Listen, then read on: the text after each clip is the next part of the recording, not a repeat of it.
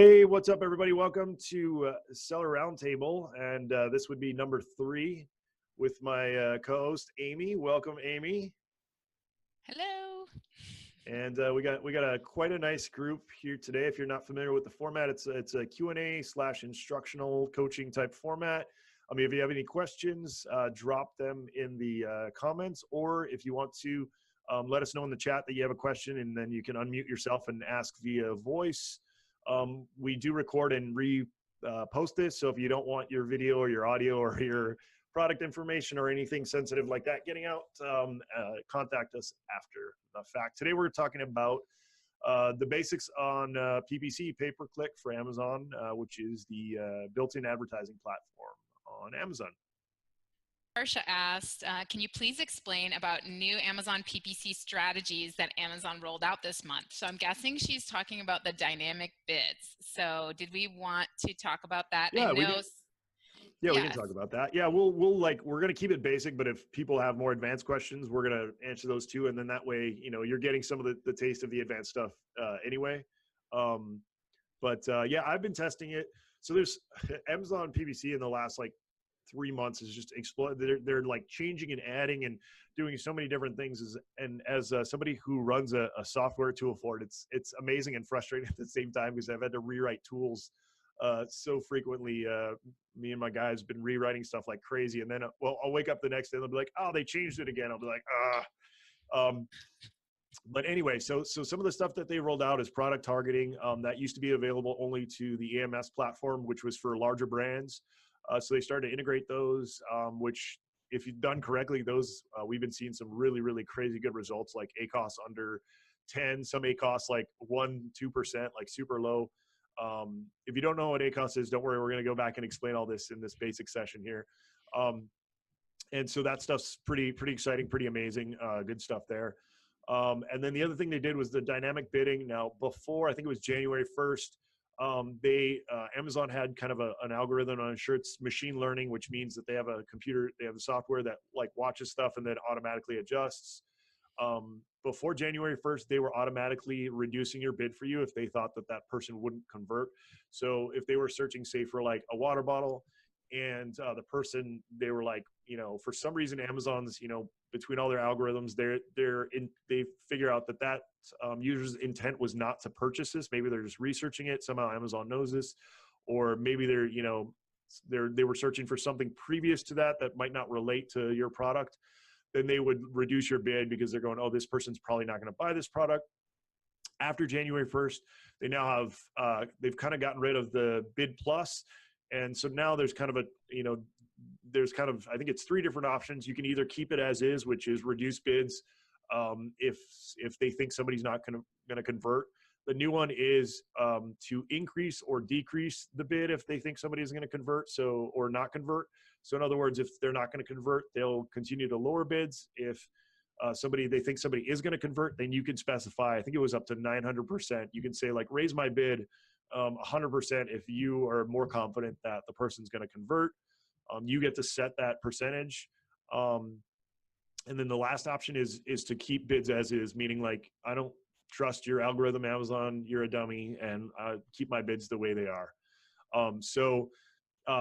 I didn't test the reduction one, of course, because that's how it's been operating thus far.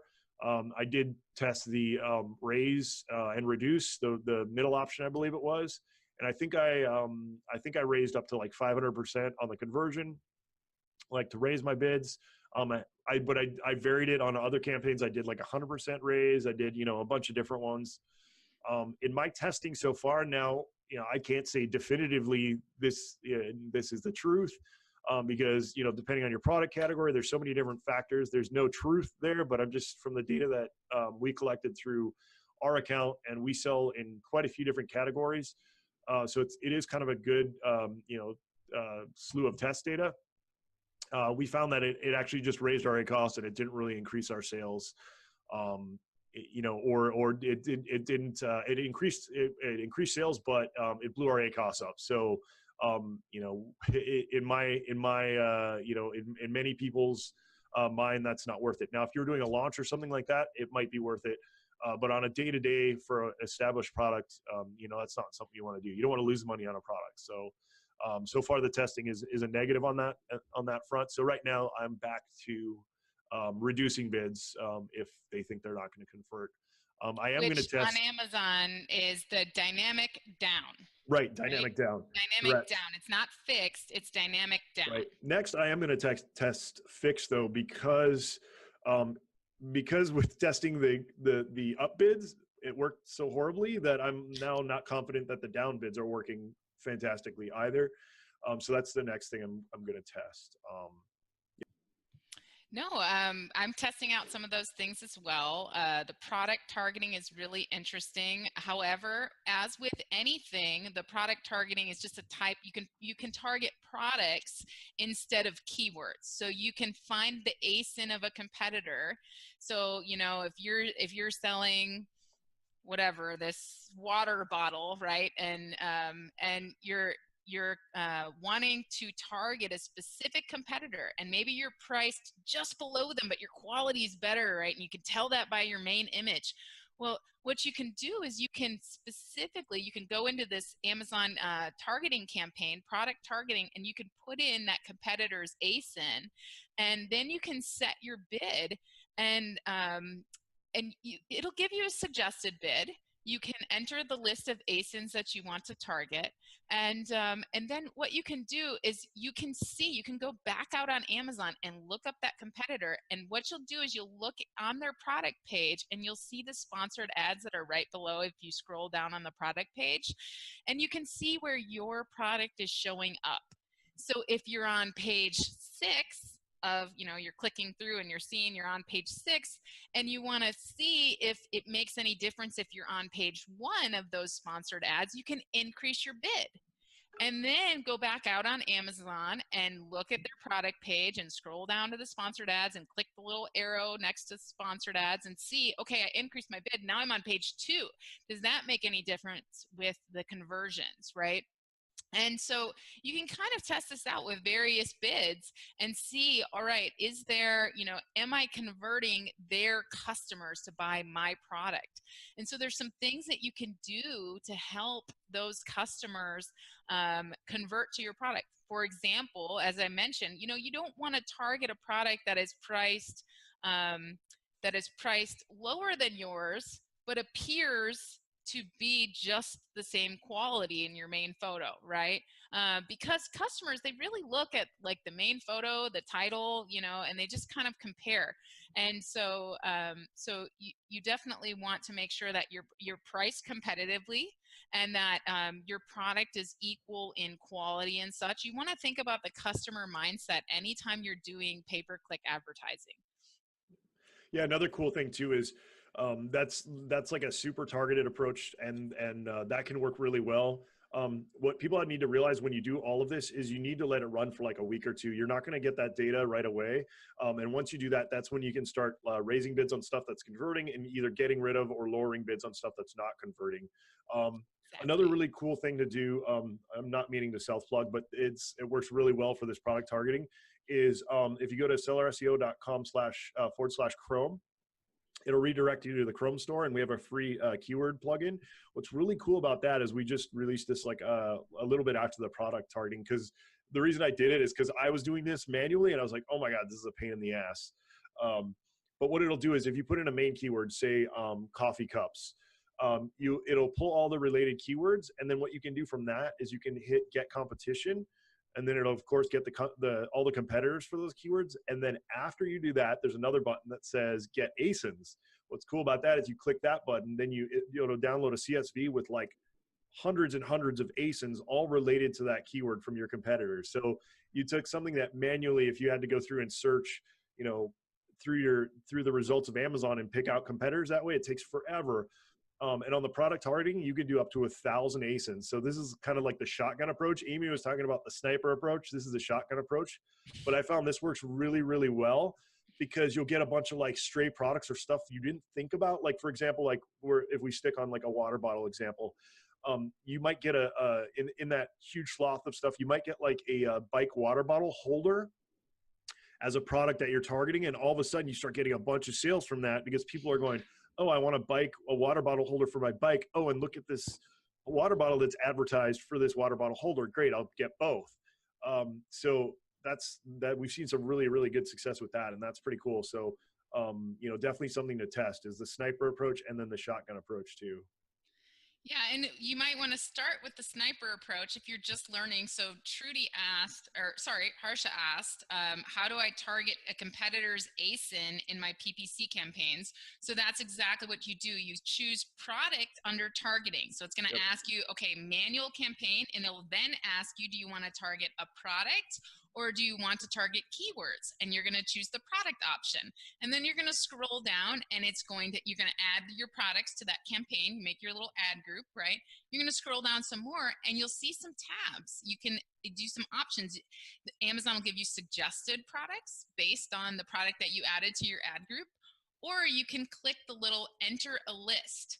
And you click the enter the list tab, and that's where, like Andy was saying, if you're taking those shotgun approach, you just get that list of ASINs from Seller SEO's Chrome extension, and you can just pour them all in there, and then you can click target, and you'll see the whole list of them come up, and suggested bids for each. So then that gives you a better idea of where you want to set your bids, or you can choose a default bid, and then you get the bid options for dynamic, that kind of thing. So that is how you target a list of competitors, ASINs. You just enter the list and right in there. So first of all, guys, the first thing we have to understand is what the heck is PPC, right? Pay-per-click advertising. That's what PPC is. You're paying for someone to click on your ad. And when you're bidding on a keyword, that is your bid for that click. So you can do pay-per-click advertising on Google, you can do it on Amazon, and anywhere you see these little sponsored ads is where, on Google where you see advertisement, that's how you know that that is an ad. That's called an impression, where your ad shows up. So when you see impression in your PPC campaigns, that is what this looks like. Your ad is showing up on the page. Andy, you're so quiet. Oh, sorry. That's okay. So how does PPC work, right? So the first thing you need to understand is PPC is just a way of basically buying visits to your product listing. So, the way I like to explain this is, it's a way to get to the top of page 1, right? If you can bid high enough and your listing is relevant enough for that keyword, you can show up on the top of page 1 for example, in my picture here, cat toys, right? So this is a way that even though you're not organically on page 1 for your listing, if you bid high enough for that keyword and your listing is relevant for it, which is why it's important to have an optimized listing, you can show up on the top of page 1 in your sponsored ads. And most customers don't understand that they're being advertised to. In fact, studies show that customers expect to be advertised to nowadays. So when they search on Google or they search on Amazon, they expect the top result that comes up to be the best result, even though that's an ad. So you'll see, as a seller, you'll see some really kind of junky products on the top of page 1 for certain keywords, but it doesn't matter because they're advertising and they're paying for those bids, and the customer doesn't know that. So. Really quick, Lori asked, what's the difference between impression and sponsored? Pretty much the same thing. They're just sponsored listing and an impression. Well, I guess they're not the same thing. Sponsored is is an ad. It's just something that somebody's paying for you to see. An impression is just is a metric that counts how many times your ad is seen. So an impression is if you pulled up a web page and did a search and you saw the ad, that's one impression. If somebody else comes after you and searches again for that same keyword and they see your ad, that's 2 impressions. So it's just you can think of an impression as an ad being seen. That's the most basic way of thinking it. Exactly. So if you have 10,000 impressions in your PPC campaign on Amazon, your ad has been shown 10,000 times. It doesn't mean it's been clicked on. It just means it was shown somewhere across Amazon. Okay. Yep. All right. Another quick, yeah. Another quick question here. We'll kind of answer these as these go, I think, because people people are going to be shooting them out. So, biggest challenge: bid price is so high that it takes away from my profit, and a click doesn't result in a sale means I lose money. That's getting back into more of the advanced stuff. But just to answer your question, so that's kind of the age old question, and why people fail so much on PPC is they don't quite understand the basic concept. So the basic concept is when you're advertising, you're doing it for profit, right? You're not trying to give Amazon free money. You're doing it so that your product, either you're doing a launch and you really want that product to be seen and rank quickly, or you're trying to break even to get your organic rank up, or you're advertising for profit, meaning that, if you spend, $10 on ads, you want to make like, $60 or whatever your target is. So there's kind of three different, ways to do that. Now, your bid price is so high. Now that's once again going super advanced, but I'll try to keep it fairly basic here. That just means you're not targeting correctly. That means that either you're picking the wrong keywords, or you're not optimizing. So in other words, optimizing meaning like raising the bid on keywords that are working and decreasing bids on keywords that are not working. That's kind of the basis of it. I'm not going to go too in depth because it's going to go over everybody's head if they've never done PPC before. We're going to do another session in the near future where we're going to cover like the advanced stuff, like how to optimize, like some ninja tricks on like, targeting, and like just kind of like some really cool stuff in that sense. But we wanted to make sure that everybody had a good kind of baseline on understanding of PPC, because I feel like so many people are just completely overwhelmed by PPC. I feel like a baseline. I know it might be boring for some people in here right now, and so sorry, but we're going to cover the more advanced stuff even today as we go on a little bit more.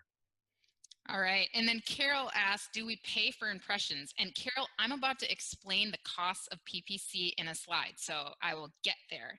So why does PPC work? Remember how I talked about that PPC is really about like getting your product to the top of page one, right? It's really about customers are used to being advertised to, right? So you'll see even the top products that are already on the top of page one organically, they'll also be running ads on the top of that page, because customers automatically assume if you're advertising, oh, that must be a good product, right? So it's just a really good way to get your product out there. And of course, we have to learn to optimize it and master it so that we can get those conversions and make those sales. So let's talk about what it costs. All right, you're not paying for the impressions. You're paying for the clicks, okay? At least on Amazon. Sorry to interrupt. Yes, but your clicks are a bidding system, okay?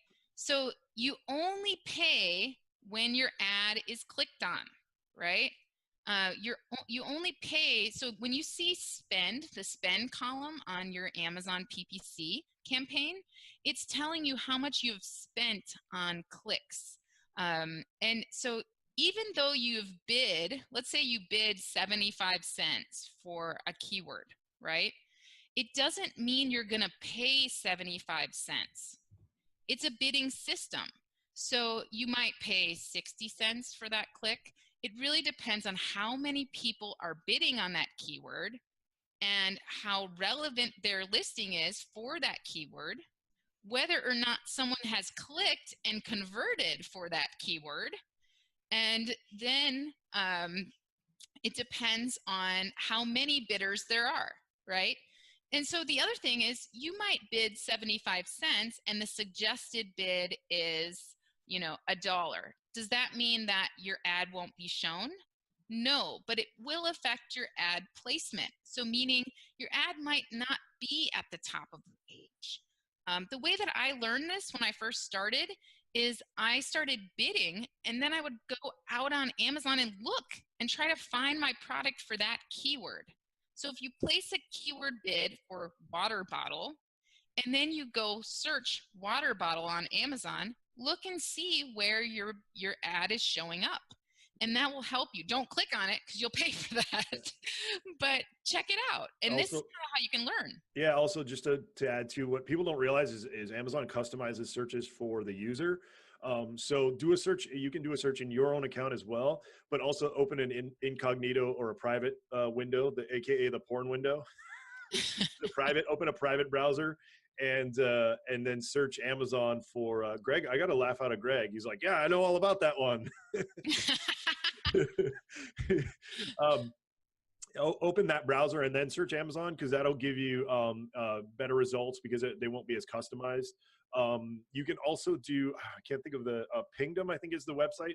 There's also websites that do like they're made to check website speed, but they're also useful because you can actually like put your put your search for Amazon in that website and check it, and it'll actually show you, like in Australia, like if somebody searches for Australia, here's what the results are going to be, and if your ad's on the top, you can see it there. It only takes a screenshot of the first results, but that's a good tool as well to go and see where results are how results are showing up like around the country, because Amazon's displaying different results for users, locations. Like in California, I probably get different results than somebody in New York. Like Amazon's got all these different data points, and they're constantly crunching these data points to maximize sales. So make sure you like cover all the bases when you're doing those checks. Sorry, Amy. I got geeky. You're good. No, I like having multiple ways to check it, because I think people get overwhelmed by PPC simply because they don't understand how to validate it, right? So if you understand where ads show up and you understand how to check what you're bidding on, it really helps you start to, oh, there my product is, right? Okay, I get it. There's my ad. And then you start going back to your campaign and going, okay, I haven't had any clicks for that keyword. You start to kind of understand. So, is PPC right for you? Well, there's some things that you can do here. The first thing, and Andy and I always talk about this, you always want to make sure your listing is fully optimized. So let's say you're selling cat toys with a, with a teaser, with a little teaser wand, right? And you don't have teaser wand anywhere in your listing. It's not mentioned in there. You just have cat toys, right? And you didn't put anything in there. Your bullets aren't optimized. And then you bid on the keyword teaser wand for your cat toys, right? Well, you're gonna pay more for that click than someone whose listing is optimized for teaser wand, because Amazon looks at your listing to see how relevant it is for that keyword. Why? Because they want customers to click on your ads. That makes them money, right? Yep. So, you definitely want to make sure that if you're bidding, for example, on, like, a lot of people for Christmas time, they forget to optimize their listing for Christmas time. Now, don't be a moron and put like excellent Christmas gift in your listing title. That's so against terms of service and it's annoying. But don't be afraid to optimize your description or add it to a bullet and then bid on that keyword. And you're going to be even more relevant for Christmas gift, right? And even better if you target Christmas gift for cats, right? If you're doing the cat toy thing, right? So just remember that your listing needs to be optimized in order for you to really get the most bang for your buck out of your PPC. Yeah, you should look at listing optimization as like, if you're building you would equate building your Amazon business as building a house. That's the foundation. And so many people neglect it. It's like literally people will come to me and when they hire us, and one of the first things I do is I ask for their ASIN so I can go look at their listing. And I would say 9 out of 10, if not 10 out of 10 people, they're like, oh, it's completely optimized. And I look at it and I go, absolutely not. It's not optimized. Like, I know that you might have read this somewhere, a year ago or something, but no, that's not optimized. Because of the relevancy that Amazon's using now, it's super important to have an optimized listing. If you don't do that, you're just going to burn. You might as well burn the PPC money that you're throwing at it, because it's not going to do well. So And Andy mentioned that his clicks were not leading to sales, and an optimized listing in photos is part of that, right? yep. So if your clicks are not leading to sales, you want to think first of all, okay, well, where is my ad placed? Is it at the top of the page, giving the customer the impression that this is like the most relevant product for this keyword?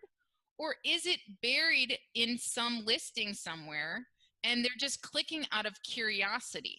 How relevant is that keyword that you're bidding on to your actual product and your customer's intent to buy that product? Yeah. So if I'm bidding on the keyword, let's see, if I'm selling my cat toys, right, and I'm bidding on the keyword toys for dogs, well, somebody might click on my ad, right? But do they have the intent to buy? No, they're just distracted for a minute. They're like, oh, that's interesting. Look at those cat toys. Okay, well, I don't have a cat.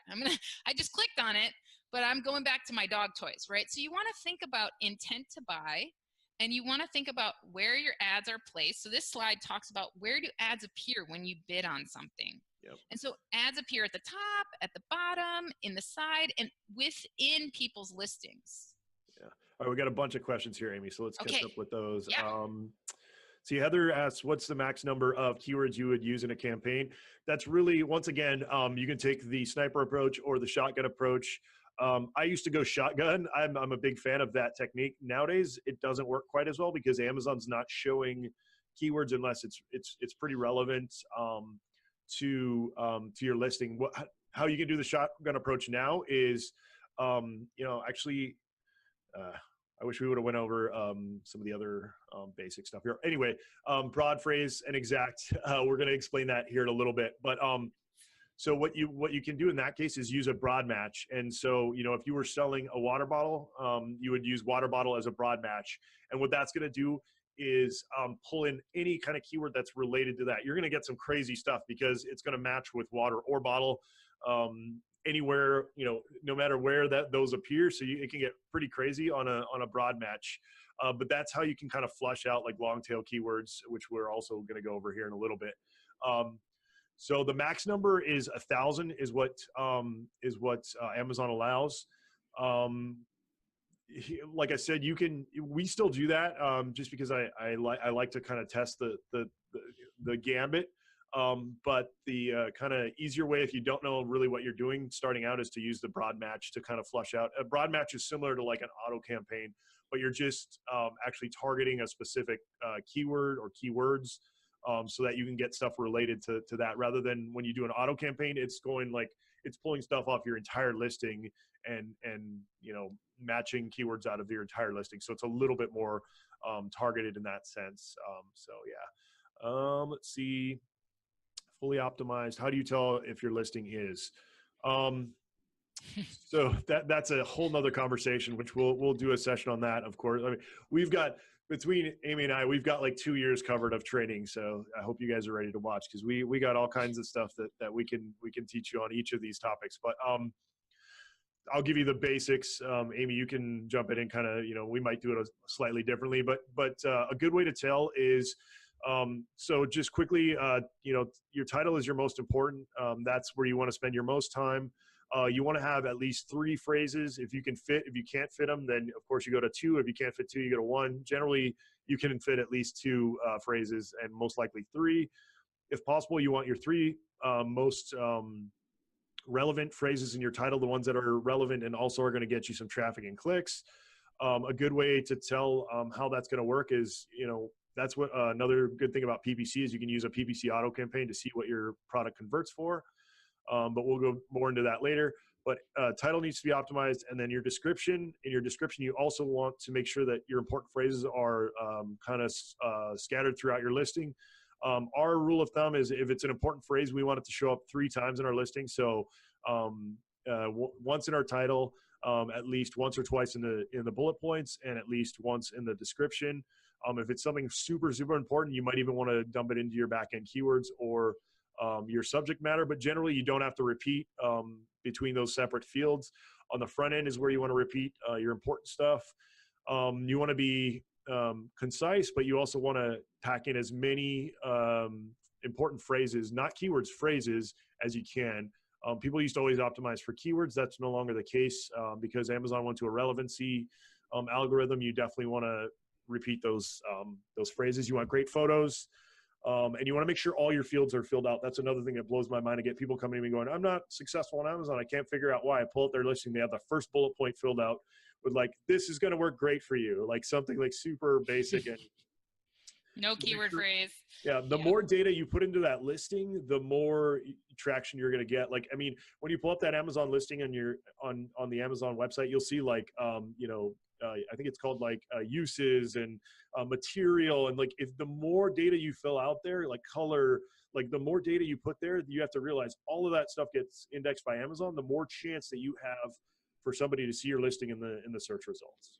And I don't know if you're in the Amazing at Home group, but there is 3 hours of in-depth training on listing optimization. An hour is just on your title and how to rank your product in your title. And then I have another 2 hours on separate sessions on listing optimization and the latest for the 2018 October update.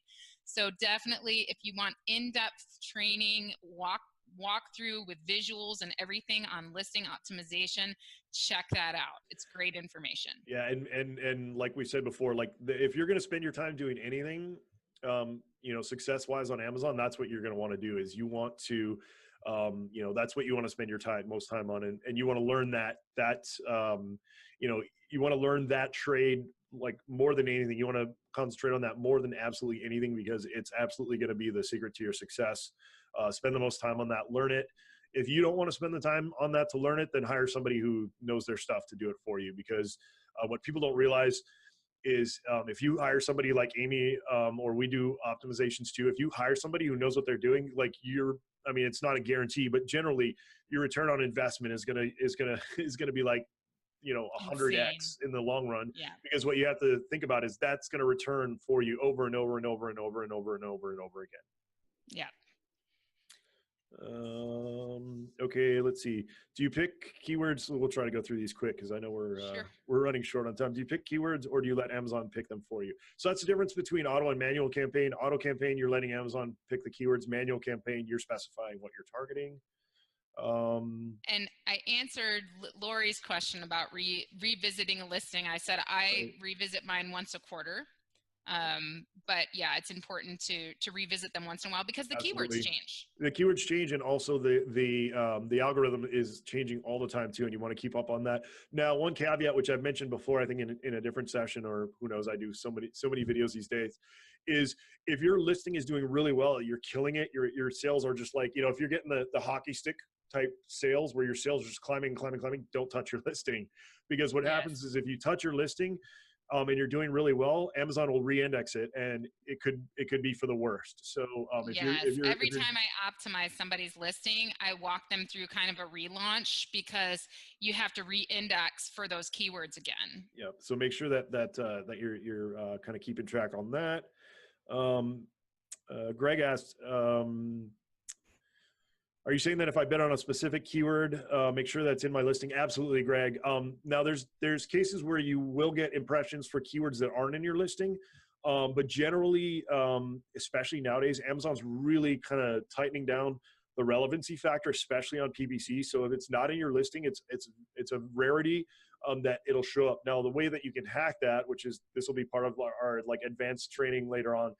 There are ways to crowbar your way into some keywords, and that's with two-step URLs, where you send traffic off of Amazon with that keyword embedded, and then if you convert for that keyword, Amazon goes, oh, okay, that's relevant, and then you might actually start getting impressions on your PPC for that keyword. So there are some ways to like hack that, but generally, if it's an important phrase and you think that it's important to your product and you want to get impressions on PPC, you definitely want to make sure it's in your listing somewhere. How often revisit? You did that one. Yep. Okay, I think Trudy's saying I get more sales with manual campaigns. That's generally the case. Auto campaigns, really quickly, how you want to utilize auto campaigns. They're discovery campaigns. So you want to launch the auto campaign. What I do is I launch them. I let them run for 2 weeks on a very aggressive bid. And then I pull my search term report and see what keywords have converted. And then you take those keywords that have converted and then bring them into a manual campaign. That's kind of how those two types of campaigns work together. Generally, you should be getting better ACOS in your manual campaign. If you're not, then it's not set up correctly. Yeah, and you do want to make sure, a lot of people, they bid very low with their auto campaigns. And if it's really, really low bids, Amazon is not going to show your ad as much. So people say, well, I did an auto campaign and it didn't work. Well, if your suggested bid, if you're trying to get sales on a, we talked about CBD products, right? $4 is the minimum suggested bid. If you're bidding 75 cents as your default bid there on your auto campaign and your daily budget is only, $10, well, you're not going to get any traction on that initially. So as Andy said, he's bidding very high in the beginning because he wants to see which data converts. Remember, if you're bidding super low and your budget is super low, when you're running those auto campaigns, your ad placement is going to be super low. So you're not going to get a lot of clicks, and you're not going to get that data that you really need to understand the customer's intent to buy for those keywords. So definitely, I understand in the beginning, you should be planning that into your launch budget to be able to spend that extra money on PPC so that you can get that golden data to target later in your manual campaigns. Oh, absolutely. Awesome. Okay, so making the most of PPC. So we kind of have already talked about this. Like, you really need to make sure that that keyword is relevant to your listing, right? And making sure that it's in your listing. And really think about when somebody clicks that ad that you're running. So you just paid for that click, right? You might have paid $3 for that click. You want to make sure that that customer makes a buying decision when they click on that ad. So you want to make sure your listing looks good. What I do on a regular basis, about once a week, I go and look at all of my products from the Amazon mobile app as well as desktop, because I want to see, what do they look like? What do my products look like to the customer? And I want to see if I have any new, like, bad reviews, stuff like that, right? I want to see if there's anything that needs to be addressed. And then I also take a look at the competitors that are advertising on my listing page. I want to see what my competitors are looking like. So that is a really important thing, is think about your product from a customer view. And if it's not desirable, they're not going to buy it. If they scroll down and see better priced competitors advertising on your listing, you've just wasted money on a click. So think about that and make sure your listing is optimized, your photos look great, you're priced appropriately. Maybe you're running a promotion at the same time. If you're running a coupon, you get that fun little orange bar on the top of your listing in the buy box that entices customers to click and buy. So anything that can prevent a customer from scrolling down and looking at your competitors is just a really great way to make the most of your PPC. And if customers are clicking, if you're getting lots of clicks, but they're not buying, that tells you need to go back and look at your listing from a customer view, look at your competitors, and find out what is going on, because there is a reason people are not buying when they're clicking. Yep. All right, so key terms to understand. ACOS, what the heck is ACOS, right? So the first column you're gonna see on your PPC campaigns is spend. So we talked about that, right? That's the amount of money you've spent on clicks. The next column you're gonna see is sales.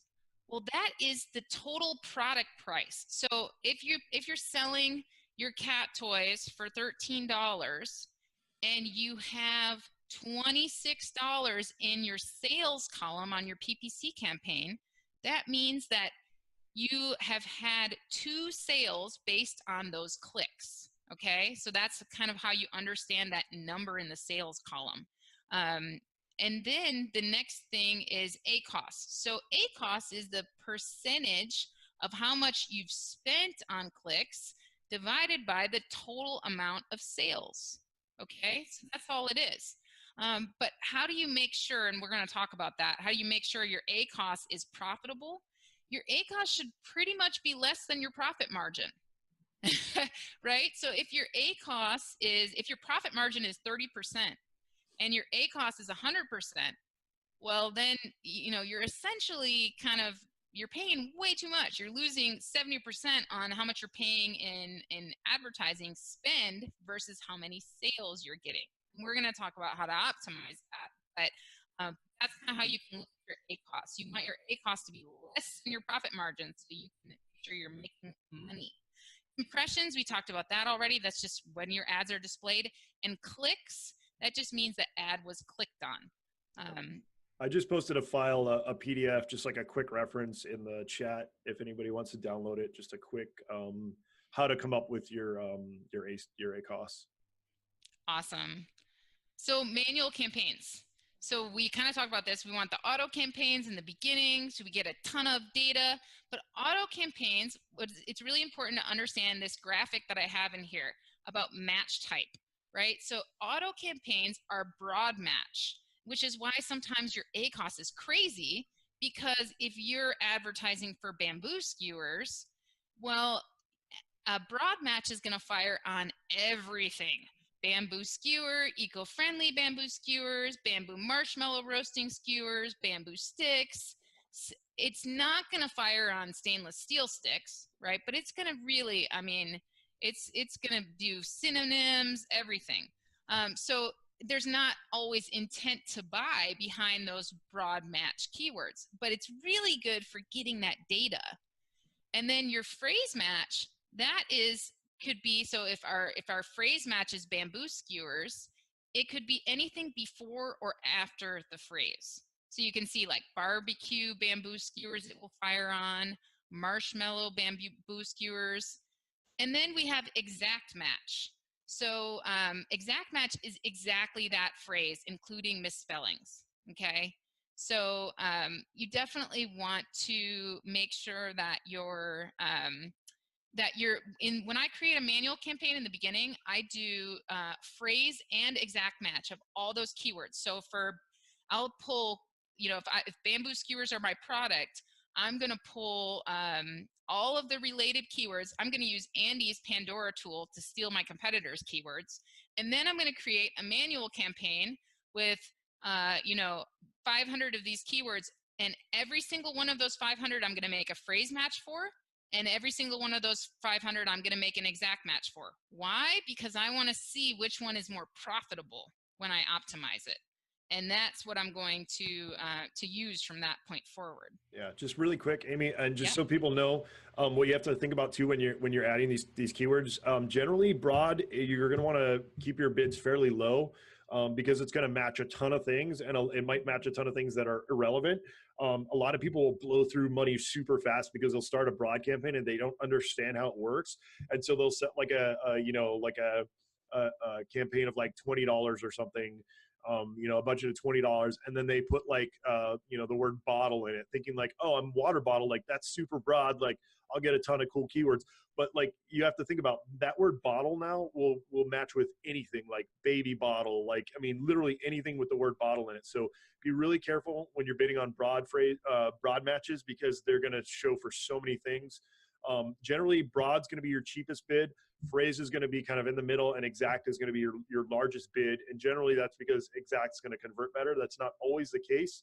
You want to test each match type because one might convert better, and there's no rhyme or reason. It just depends on the product and what kind of keywords are showing up for it.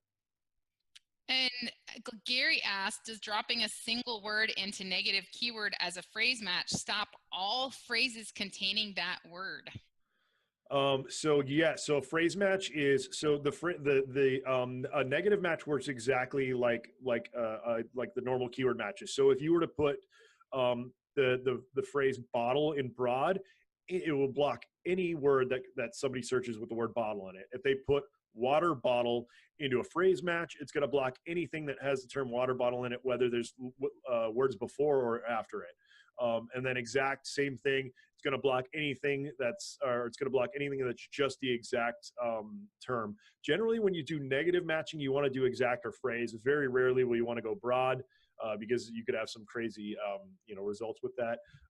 I almost never do anything but exact, unless it's something that I know for sure is not, never ever going to convert. that's showing up in my auto campaign, then you might want to use phrase. But generally, exact is the match on the negative side. And you do want to kind of come up with a good keyword list. Your auto campaign is going to give you some, right? But you do want to also do some keyword research. Like I said, I love to use Andy's tool, Pandora, in seller SEO, because I get to I can take one keyword like bamboo skewers, and it's going to give me all the ASINs that are competing for that keyword, and then it's going to tell me all of the other keywords that are related that they're bidding on. So then I instantly have a keyword list. And so you just want to make sure that you have lots of keywords, because you never know what's going to convert. And so that's good. But let's talk about long tail keywords, okay? Long tail keywords are where the money is, guys, because yeah, okay. Trudy said, my report came back with customer search term. That's an ASIN, Trudy. When it's like, when it's the thing like that, you can copy that ASIN right into the Amazon search bar and view the product. What that means is that, Carol's asking, where do I find Pandora, seller SEO? What that means, Trudy, is you can put that ASIN right into the search bar. And what that means is that your ad was clicked on within that ASIN's listing. So somebody looked at your competitor's product and clicked on your ad. That's what that means when it comes up in a search term report. Yeah, and what's a good technique to do that too is if you see that in the search term report. Now, if it's in your product search term report, or in your product report, then you've already targeted it, so don't worry about it. But if it comes up in your search term report, what you're going to want to do is take any of the ASINs that are converting in your search term report and then add them into a product targeting campaign, because now what you're doing is you know that your product's going to convert on that other product, so you want to transfer that over into a product targeting campaign. Yes. So talking about listing optimization and long tail keywords, we generally, when we optimize a listing for the first time, we try to rank for a longer tail keyword. And what does that mean, longer tail keyword?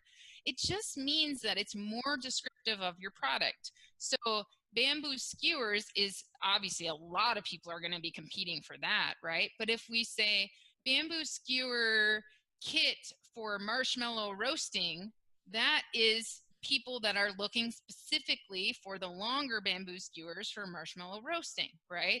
So that's an example of a longer tail keyword. So same thing for my example that I have here on the slide. If I'm selling a sofa, but mine is specifically Art Deco, like contemporary Art Deco, do you think I'm going to get more conversions for the keyword sofa or contemporary Art Deco sofa? So your goal is to be able to target those longer tail keywords that the customer has more intent to buy, because that customer that's looking specifically for that contemporary Art Deco sofa is more likely to buy than a customer who's just searching in general for sofa, right? Yep. Yeah, and so yeah, what you have to realize is that it comes down to competition. You know, if you're doing I'll use Amy's example as the bamboo skewers. If you're targeting that product, there's probably a lot of competition there, and so you want to make sure that you're using something that's going to rank easier, at least to start out with. Now, you know, I always use the analogy that you kind of want to do an upside down pyramid when you're doing a launch or trying to rank. You know, you want to start kind of in the middle of the row, you know, with long tail keywords to start ranking for those. And then once you start ranking for those, then that's when you start going for the upper echelon, the more, you know, the shorter tail keywords. So yeah, long tail just means that you're adding extra keywords on to make it more specific. And a short tail keyword or just a normal keyword is just something that directly describes the product or what most people would search for when trying to find that product. And so the other thing that I often get questions on is, well, Amy, you know, what will happen if I'm not bidding on bamboo skewers, if I'm bidding on bamboo skewers for marshmallow roasting, you know, shouldn't I be worried about the people only bidding on bamboo skewers or only writing their listing for that? Well, no, because remember, bamboo skewers is contained inside of that long tail keyword for marshmallow roasting. So you can still rank for that, and that's what you're looking for, is those long tails that are extremely relevant. Yeah, And so there's a quick question. The suggested bids, a fair guide for initial bids, especially for phrase and exact? No. Well, I shouldn't say no. They can be, but generally what you want to do is in the launch phase, I always go, so there's usually a range, right? It's like $1 to $1.50, and then a suggested bid of 125, right? It's usually something like that. We always go a penny or two over on the upper side. So if it was $1.50, we'd do $1.52 or something.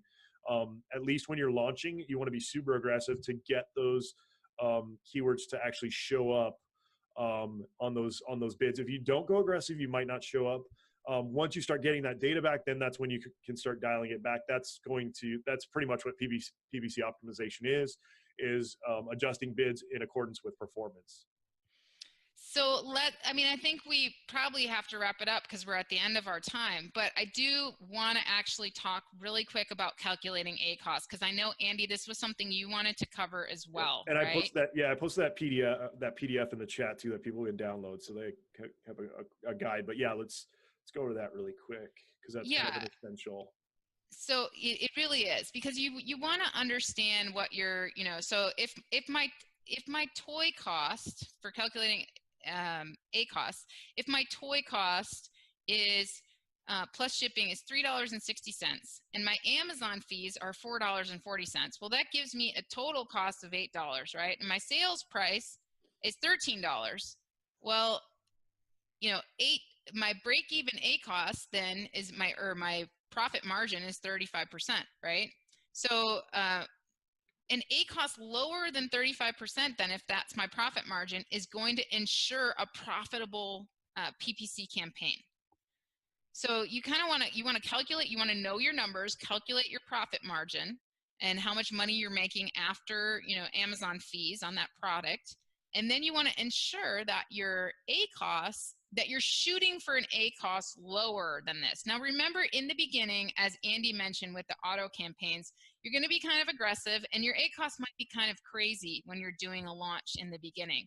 So don't let this freak you out. The biggest thing I see is people, after 3 days of running an auto campaign, they'll see an ACOS of like 80% and they totally freak out and they pause everything.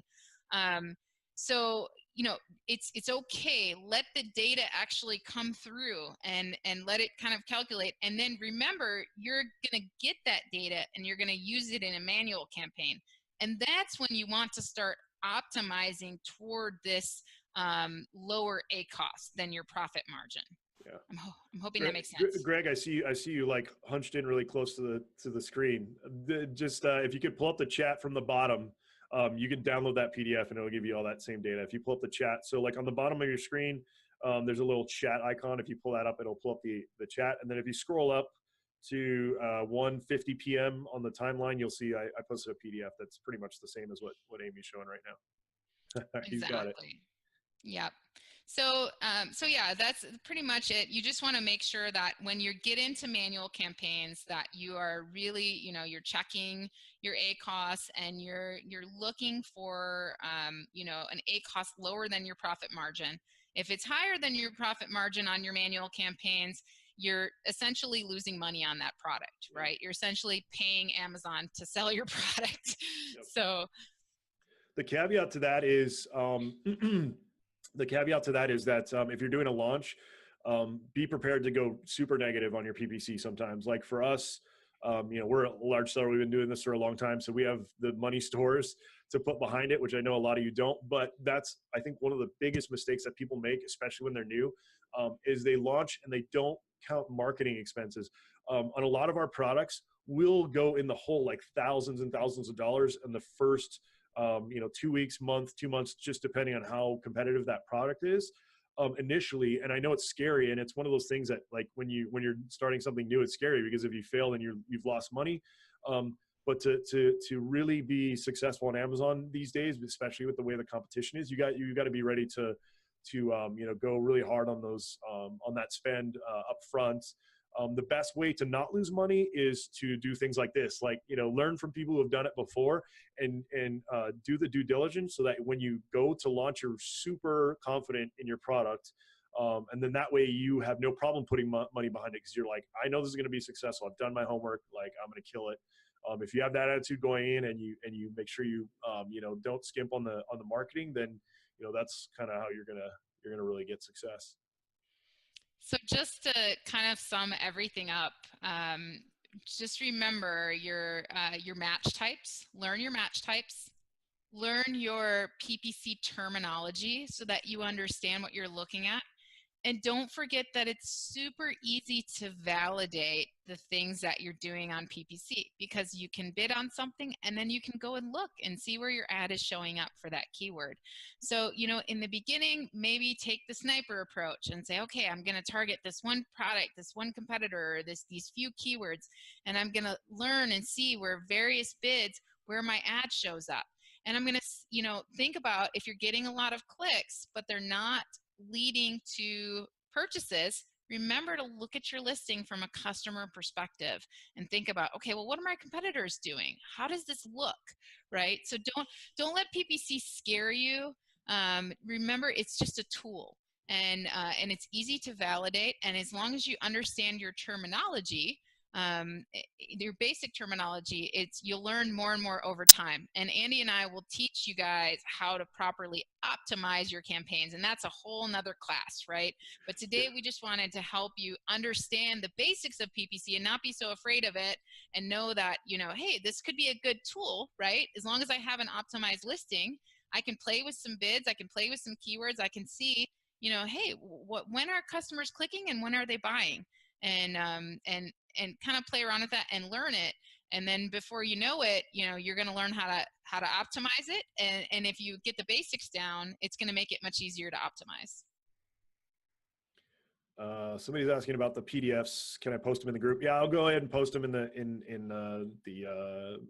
Amazon FBA Titans group.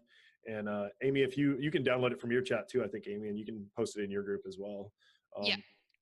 But yeah, so I just posted, mine's kind of just, it was kind of my notes that I wrote for myself just on the rundown. And then Amy showed me her PowerPoint that she had done. And I was like, well, that's much more elaborate than what I have.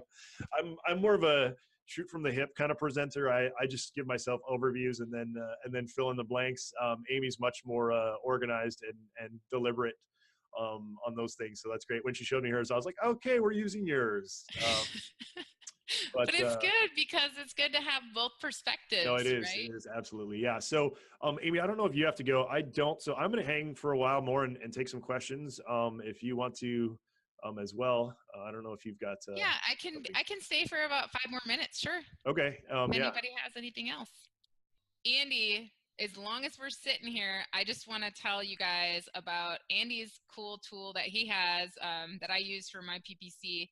So, when you're manually creating a campaign on Amazon, you have to copy and paste the keywords into there and figure out the bids and everything.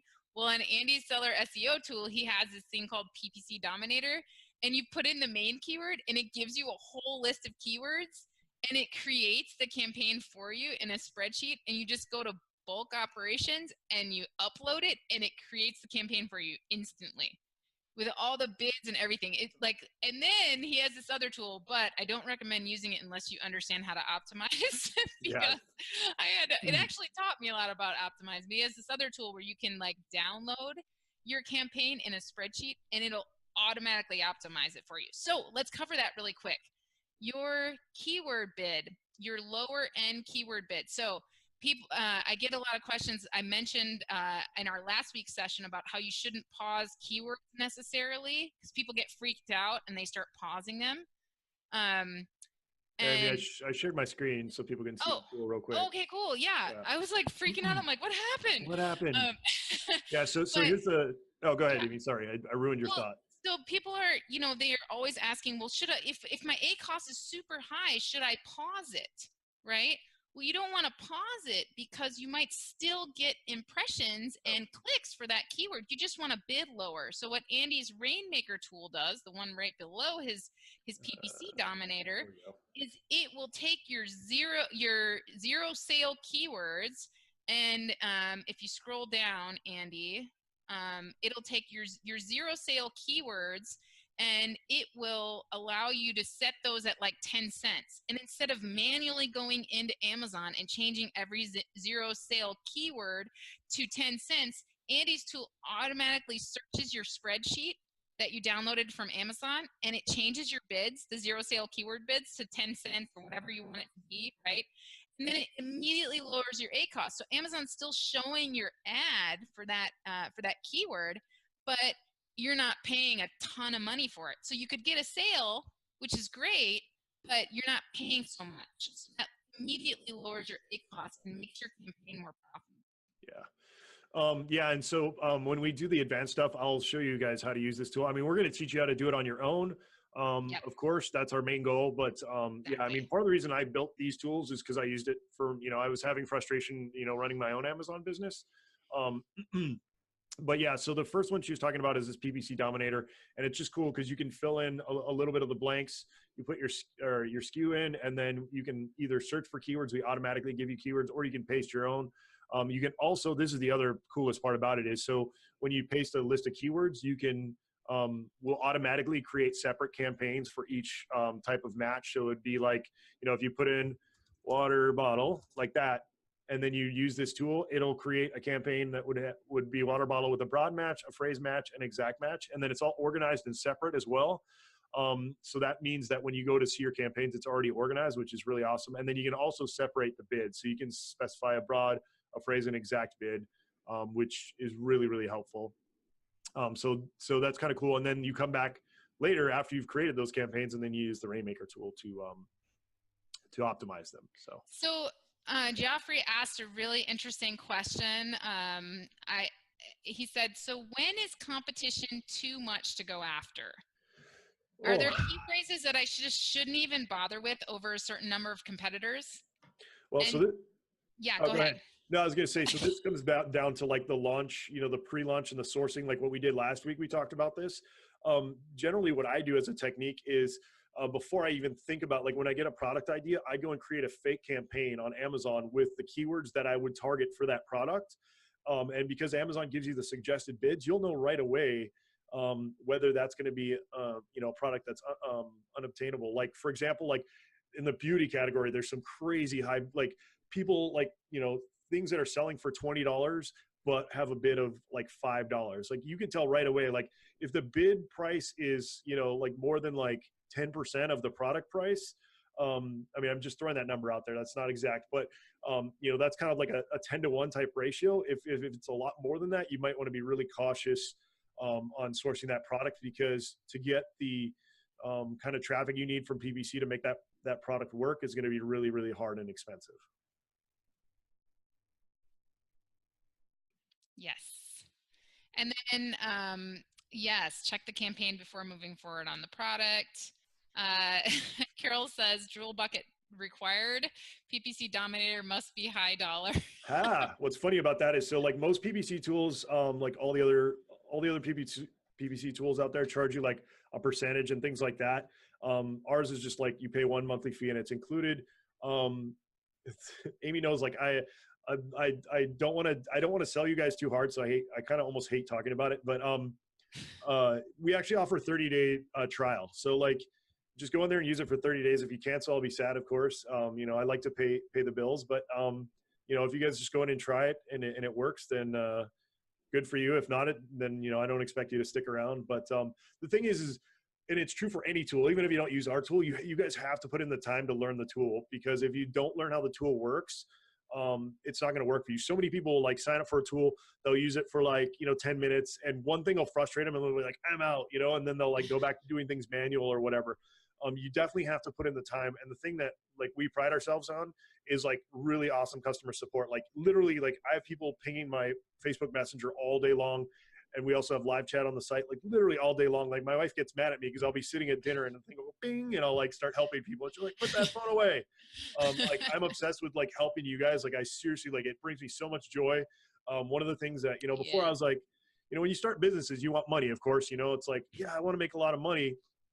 And of course, that's kind of your main goal when you start out. But what I've really come to realize, like the more I've been doing this, is like I really enjoy like helping you guys and seeing you guys like posting things about like, hey, like, you totally helped me and my sales are up like 50%. I'm going to quit my job. Like when I see all those kinds of things, I'm just like, yes, like that like brings me pure joy, because I know I'm helping another family like mine, like get out of the rat race and like, ditch their stupid boss. So yeah, that's my spiel. Good stuff. Rafa asks, why would someone consider seller SEO versus Jungle Scout or Helium? So I don't like to trash my competitors. I hate doing that. What I tell everyone, and I will still do that to this day, is go and try the tools. I mean, we have a 30-day trial. Like, figure it out for yourself. We just do things differently. Jungle Scout's more of a sourcing tool. We're not too big on sourcing. Our main focus is we're actually probably going to get rid of our sourcing tool just because we've decided that we really want to double down on the marketing optimization, ranking, the stuff that I think are the most important components of Amazon. On Amazon, like sourcing a product, people have trouble with that, but I honestly feel like people are relying so heavily on Jungle Scout and all these sourcing tools that they're not doing their homework. They're being super lazy. And they're also doing a ton of Me Too products like fidget spinners and all these things. That's why people get stuck with these products, is because they're using Jungle Scout first. Jungle Scout is a great tool, but you use it after the fact. You get some ideas on products, and then you start researching it, and then you use Jungle Scout or whatever tool you want to verify the demand. That's how I do my research. Is I go with my gut. I go with stuff that I feel is trending or something that I know a lot about or I'm passionate about, and then source. Then start digging into the data. Don't do it the other way around. So many people do that, and that's why they fail, because it's all Me Too products. Right. Yeah. So.